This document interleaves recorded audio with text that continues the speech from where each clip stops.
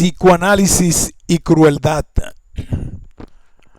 Un ensayo de Felipe León Cádiz, Foro Metropolitano de Santiago de Chile.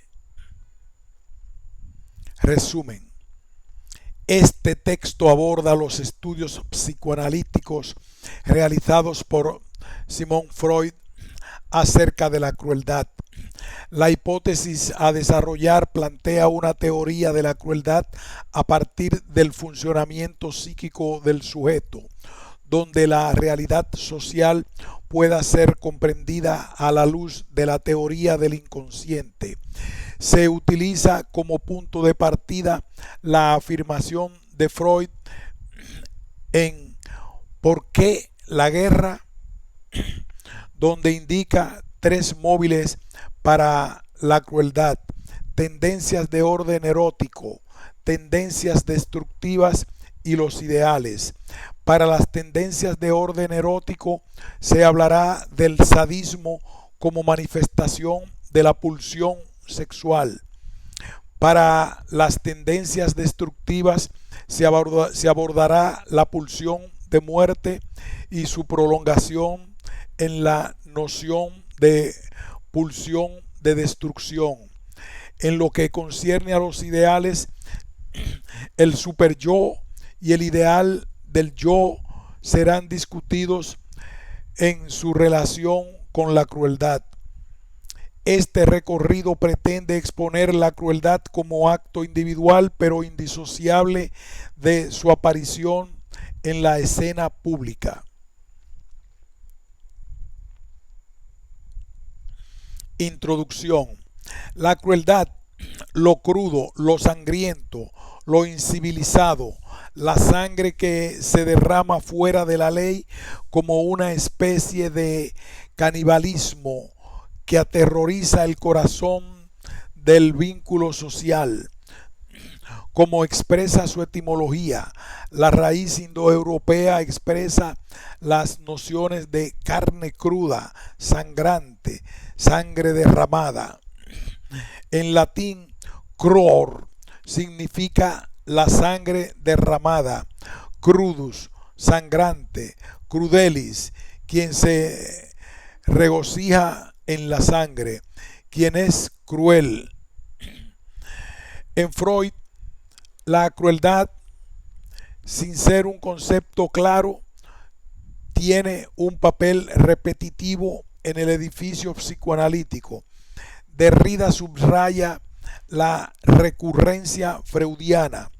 Más de una vez alude al placer de la agresión y la destrucción, a las innumerables crueldades de la historia, a las atrocidades de la historia, a las crueldades de la Santa Inquisición. Cada vez que surge la crueldad a nivel social, el sujeto experimenta la situación con el unelmili, lo ominoso de extrañeza. Cuando el grupo social, la comunidad de derecho, el Estado protector revelan su rostro obsceno, violento y cruel, actúa Lizán a nivel individual la internalización de la ley mediante la amenaza de la pérdida del amor y del castigo, mientras que a nivel social revive a la horda original con su padre omnipotente, que somete a la horda a su deseo ilimitado. El unelmliche aparece allí con la violencia que surge de los fundamentos de las relaciones sociales y que se apropia del espacio familiar, de las instituciones que se crean precisamente para protegerse de la violencia del prójimo. Quizás la característica básica de la crueldad dentro del Estado es su ambivalencia, su Gewalt alemán, profundizada por Walter,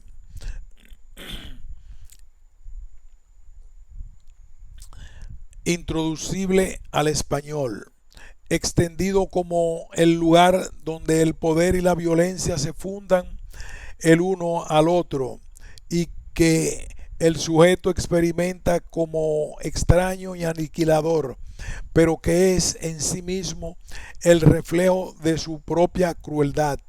La crueldad es un exceso inasimilable de la relación entre violencia y poder. Su definición, su delimitación siempre ha sido confusa. Si bien existen discursos acerca de la violencia, tipologías jurídicas, explicaciones y residuo fuera de los límites en los que se entiende la violencia como expresión de la lucha entre el poder y el contrapoder. Pensada como una violencia autodestructiva, irracional, bárbara, aterradora, los intentos de entender la crueldad van desde su explicación como patología del sujeto, reflejo de una patología social que no logra impedir la transgresión de la norma, o la ética de Nicómaco, hasta los argumentos que plantean la crueldad como un recurso práctico desde un cálculo costo-beneficio para evitar un daño mayor. Véase la guerra preventiva contra el terror. La heterogeneidad de los abordajes para entender la crueldad ilustra la dificultad para ubicar el lugar que ocupa en el lazo social. Es una excepción, una versión al interior de la comunidad, o es la regla que esta pasión humana sea de las más antiguas y de las más recurrentes. El aporte freudiano a la comprensión del fenómeno expone la influencia pulsional que se escenifica al interior del sujeto, de la masa, de las instituciones, del Estado, la tendencia del eros a formar una comunidad a partir de la restricción de la libertad del hombre y la disposición del tánatos a la sumisión y la destructividad hacia el otro. Freud, en ¿Por qué la guerra?, indica tres motivos para la crueldad: el entrelazamiento de las aspiraciones destructivas con otras eróticas e ideales, facilita desde luego la satisfacción. Por razones explicativas desarrollaremos estas causas por separado, pero dejando en claro que la dinámica de su acción siempre está entrelazada. Es decir, que la libido, los deseos de orden erótico, no está exenta de una acción, siempre está entrelazada. Es decir, que la libido, los deseos de orden erótico, no están exentas de una pulsión de destrucción para beneficio del yo, como se da en el sadismo. Que la pulsión de muerte, los deseos destructivos, nunca se manifiestan tan bien como cuando están intrínsecamente mezclados con el eros, y que los ideales son una construcción para contener la hostilidad de la pulsión de muerte, pero también el origen de su malestar. Sadismo. Freud, al definir en los tres ensayos de teoría sexual en 1905 que la disposición a las perversiones es la disposición originaria y universal de la pulsión sexual de los seres humanos, pone en el centro de la reflexión antropológica tanto la formación sexual infantil como la dimensión de la relación intersubjetiva del lazo social. Los tres ensayos de teoría sexual son, en esencia, un tratado concerniente a la libido, testimonio del gran avance conceptual de construir lo sexual a partir de la sexualidad infantil.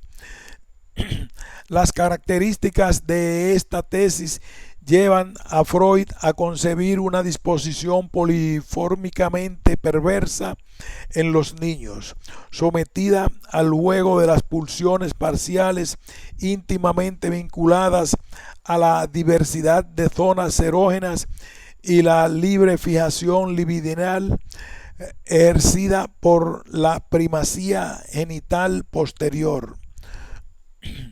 En esta construcción conceptual de la sexualidad infantil, antes del terremoto teórico ejercido por la introducción de la pulsión de muerte, un problema para Freud fue la pregunta del sadismo infantil durante la organización pregenital. Así él escribe: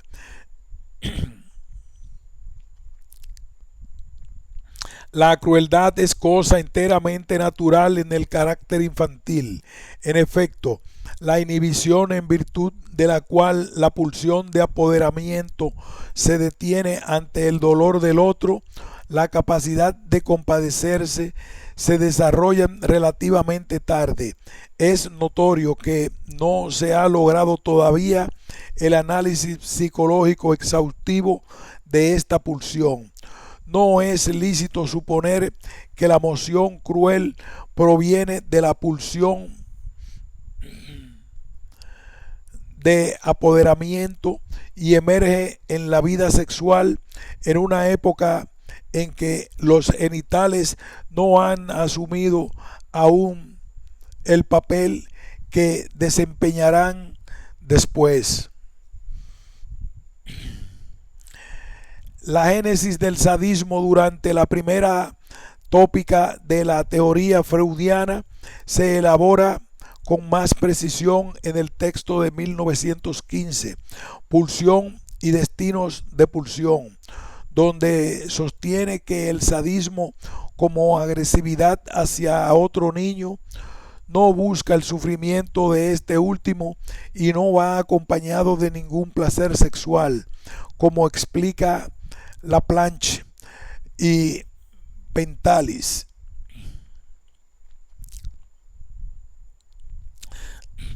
Se define el primer fin del sadismo como la humillación y el dominio por la violencia del objeto. El hacer sufrir no forma parte del fin originario, el fin de producir dolor y o la unión con la sexualidad aparecen en la vuelta hacia el masoquismo. El sadismo, en el sentido erógeno del término, constituye el efecto de una segunda vuelta, el del masoquismo sobre el objeto. El sadismo es el sentido sexual del término. El sadismo, en el sentido sexual del término, implica un nuevo retorno de la posición masoquista. Esta premisa se afirma en la obra teórica freudiana con el texto Pegan a un niño, el que, además de establecer las premisas de la segunda tópica, ayuda a esclarecer la aparición de las mociones eróticas en el sujeto. La fantasía de flagelación infligida inicialmente a un niño tiene una connotación sádica. El padre golpea al niño odiado por mí. El segundo tiempo se convierte en soy golpeado por el padre, donde se manifiesta la connotación masoquista. El último tiempo termina en el enunciado pegan a un niño, en donde la figura del padre es reemplazada por un anónimo o un maestro. El segundo tiempo es la construcción clave del fantasma cuando interviene el sentimiento de culpa, inconsciente y masoquista, y es posible detectar la constitución del sujeto por medio del fantasma, que sirve como un vínculo entre la pulsión y el Edipo. Vemos como el origen sádico del eje sadomasoquista durante la primera tópica se da en la construcción del fantasma masoquista a partir de la identificación con el otro, momento en el que Freud centra el carácter específicamente sexual del sujeto. La sexualidad interviene en el proceso de manera correlativa a la aparición de la dimensión intersubjetiva y del fantasma. El fantasma como construcción de sujeto frente al enigma del deseo del otro es, en el caso del fantasma, la fustigación, una escena que se repite en numerosos fantasmas de contenido fálico. El fantasma de fustigación se invierte regularmente con un alto monto de placer que conduce a la satisfacción onanista, pero en los casos observados por Freud pegan a un niño, la visión de las verdaderas escenas de fustigación es sentida como insoportable. Esta recusación neurótica de la escena sádica es la consecuencia de las inhibiciones sexuales causadas por la lectura. Freud nombra al asco, el pudor y la moral como los diques que desvían la pulsión sexual del uso sexual y se dirigen a un nuevo propósito, un proceso que merece ser llamado sublimación. Tanto el fantasma como la sublimación, ambos destinos de la pulsión junto con la represión, surgen por mediación del yo, poniendo al servicio de intereses narcisistas lo que alguna vez apuntaba el objeto sexual. Como señala Freud en su primera referencia a la sublimación, las fantasías son sublimaciones, edificios protectores, embellecimiento. Sin embargo, la distancia con la pulsión no es absoluta. La sublimación no da abasto a la demanda incesante de la pulsión. Es desexualizarla al componente erótico, no logra ligar todo el componente destructivo y agresivo asociado a la libido, del que vuelve contra el propio sujeto como castigo y autopunción. Es así como el fantasma mantiene el acto perverso fuera de la realidad, pero desde su lugar inconsciente ejerce una fascinación ambivalente, placentera y culposa. Robert Stoller, en su artículo Perversión y el deseo de hacer daño, indica que la actividad es perversa si la excitación erótica depende del sentimiento del individuo de cometer un pecado. Esta idea, ciertamente discutible, ya que incluye la noción del mal, nos permite introducir el lugar de la falla en la dimensión intersubjetiva del fantasma y la sexualidad. El deseo puesto en escena en el fantasma no es el del sujeto, sino el deseo del otro.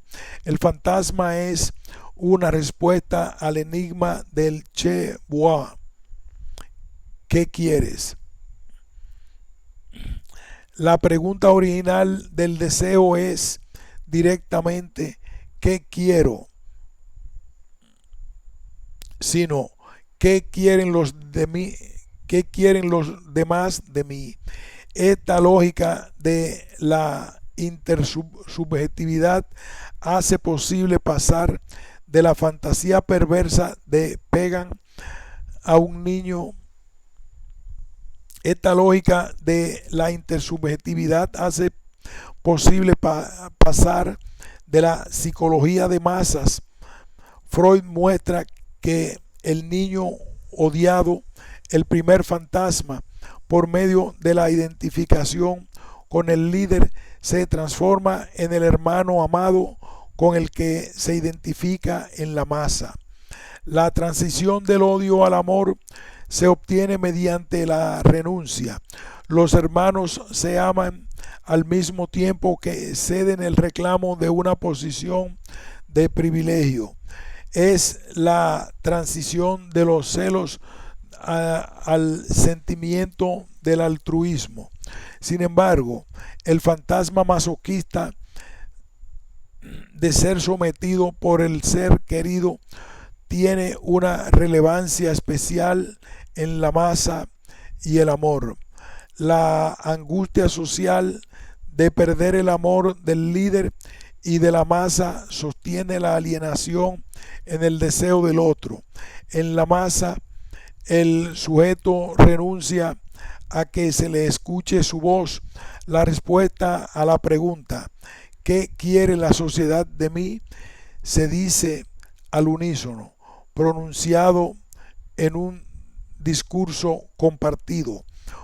Cuando observamos que la conciencia de culpa se diluye dentro de la masa y que el sujeto realiza actos crueles e inmorales que no hubiera podido realizar cotidianamente, podemos reconocer el poder que tiene la masa para canalizar las pulsiones eróticas hacia lo que llamamos el control de las pulsiones, donde la crueldad se ejerce en nombre de una especie de ideal de civilización, donde la figura que está excluida de la comunidad por el poder soberano se convierte en objeto de humillación, sufrimiento, martirio y muerte.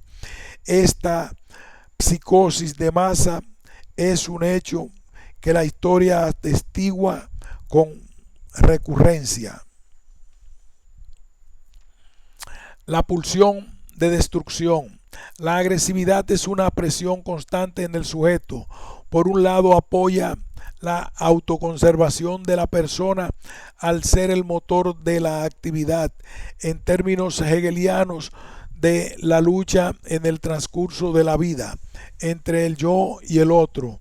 Hay algunas elaboraciones freudianas, principalmente en los 3 ensayos de teoría sexual, que enfatizan el carácter primario de la agresión, asociándola con la apropiación del objeto por la musculatura y la mano. Winnicott adopta esta propiedad presexual de la agresividad para teorizar una cualidad originaria de la agresividad. Una es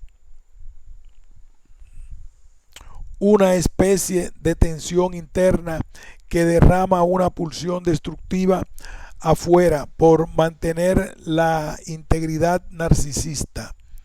Jean Bergeret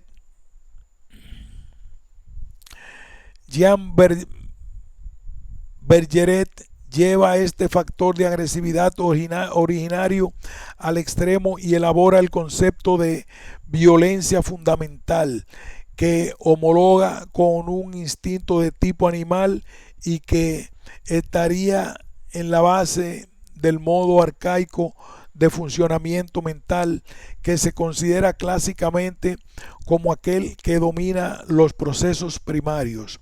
La apropiación teórica de las pulsiones freudianas de autoconservación como pulsiones asexuales es incluida en Bergeret como instintos en que los humanos y los animales se homologarían sobre la base de una causalidad biológica de violencia fundamental. Esta interpretación es producida por la incomprensión del devenir de la teoría de las pulsiones dentro de la obra freudiana. La pulsión de autoconservación en la primera tópica designa todas las necesidades corporales que especificamos para la prevención de la vida del individuo, siendo el hambre su ejemplo privilegiado. La relación entre la pulsión sexual y esta necesidad corporal es opuesta. De particularísimo valor para nuestro ensayo explicativo, escribe Freud, es la inequívoca oposición entre las pulsiones que sirven a la sexualidad, la ganancia de placer sexual, y aquellas otras que tienen por meta autoconservación del individuo. Las pulsiones yoicas, siguiendo las palabras del poeta, podemos clasificar como hambre o como amor a todas las pulsiones orgánicas de acción eficaz dentro de nuestra alma. Pero el antagonismo entre el hambre y el amor fue construido originalmente por el apuntalamiento, donde las pulsiones de autoconservación indican a la sexualidad el camino hacia el objeto para después disociarse y surgir un placer erótico irreductible al obtenido por la mera satisfacción de la necesidad. Las sucesivas reformas llevadas a cabo por Freud en la teoría de las pulsiones tienen como resultado el cambio en la visión respecto de las funciones de autoconservación. Este cambio reclasifica la coincidencia entre la pulsión de autoconservación y la pulsión del yo. A partir de la teoría del narcisismo, la pulsión de autoconservación es separada de la pulsión del yo. Dentro de esta solo son incluidas las pulsiones sexuales, subdivididas entre la libido de objeto y la libido del yo. Después de 1920, en la introducción de la pulsión de muerte, Freud vio en la conservación del individuo un caso especial de la manifestación de la pulsión de vida. En el esquema de psicoanálisis aclaró esta posición. Tras la larga vacilación y oscilación, nos hemos resuelto a aceptar solo dos pulsiones básicas, eros y pulsión de destrucción. La oposición entre pulsión de conservación de sí mismo y de conservación de la especie, así como la otra de entre amor y yoico y amor de objeto, se sitúan en el interior del eros. Freud, 1991. Mediante las diferentes posiciones que toma la autoconservación en el aparato psíquico, podemos ver implícitamente una reticencia de Freud a usar el concepto pulsión ligado a la conservación del individuo. Cuando Freud se refiere a la pulsión en general, tiende a referirse a la pulsión sexual. Por ejemplo, respecto de la variedad del fin y de la contingencia del objeto. Al contrario, para las pulsiones de autoconservación, las vías de acceso son definidas y los objetos determinan Al contrario, para las pulsiones de autoconservación, las vías de acceso son definidas y los objetos determinados desde el principio. Esta es la razón por la que Freud ha utilizado numerosas veces el término necesidad para designar la pulsión de autoconservación. La precisión anterior es importante en el uso del término agresividad en el corpus freudiano. Antes de 1920, Freud señala el concepto de pulsión de agresión para refutar el texto de 1908 de Adler, la pulsión de agresión en la vida y en la neurosis, donde el autor postula una primacía de la agresividad que incluye la sexualidad. La respuesta viene en análisis de la fobia de un niño de 5 años. No puedo decidirme a admitir una pulsión particular de agresión junto a las pulsiones sexuales y de autoconservación con que estamos familiarizados y en un mismo plano con ellas. Podemos notar una resistencia en Freud para dar una salida biológica o no sexual a la agresividad dentro de su teoría. Es como si en su intento de delimitar este espacio, la función corporal, la función de autoconservación, fuera el último espacio para instalar la pulsión fuera de la pulsión sexual. Esta historia teórica continúa en el texto de 1915, Pulsión y destino de pulsiones, cuando habla el pasaje del amor al odio o a los orígenes del sadismo que tratamos en la parte anterior. El odio no deriva de las pulsiones sexuales, como es el caso del amor, sino que se origina en las pulsiones de autoconservación, más precisamente en la lucha del yo para mantenerse y afirmarse, fundamentalmente a las pulsiones sexuales.